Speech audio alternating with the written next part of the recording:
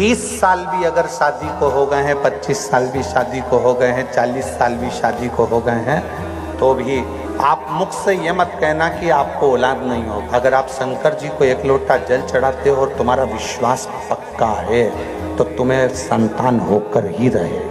सीहोर में एक महिला, बहुत पहले की बात है, कुबेरेश्वर धाम पर आई और बाबा के धाम पर आई और उसको शादी के कई साल हो गए थे, तो औलाद नहीं। उसने कार्यकर्ताओं से बात करी, फिर कार्यकर्ताओं से बात करते करते उसने कहा नहीं, एक बार हम बाबा से मिलें। जिद पकड़ ली, 1 दिन 2 दिन वो जाएगा। मिलना हुआ तो हमने पूछा जी कैसे आई?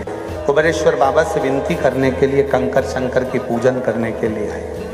क्यों? शादी के कई साल निकल गए पर औलाद नहीं। और हमने सुना है कि कुबेरेश्वर बाबा की ये भूमि कभी खाली नहीं छोड़ती है।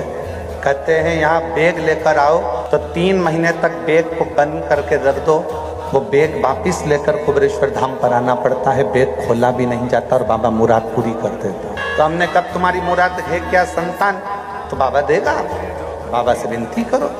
हम तो किसी को कुछ बताते नहीं और ना हम कभी मिलते, पर बाबा से विनय करोगे तो बाबा देगा। हमारी सामर्थ्यता नहीं, पर मेरे बाबा के पास में इतना है कि वो दिए बिना रह नहीं सकते। पर गुरु जी अब बात इतनी सी है, ब्रह्मा विष्णु महेश 3 है।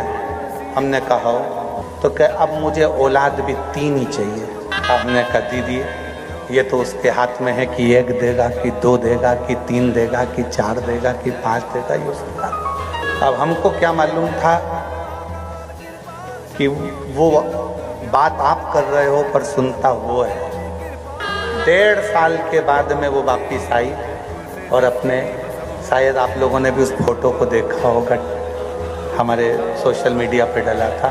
1.5 साल के बाद वापिस आई और 3 बच्चों को साथ लेकर आई 3 को लेके, ब्रह्मा विष्णु और महेश 3।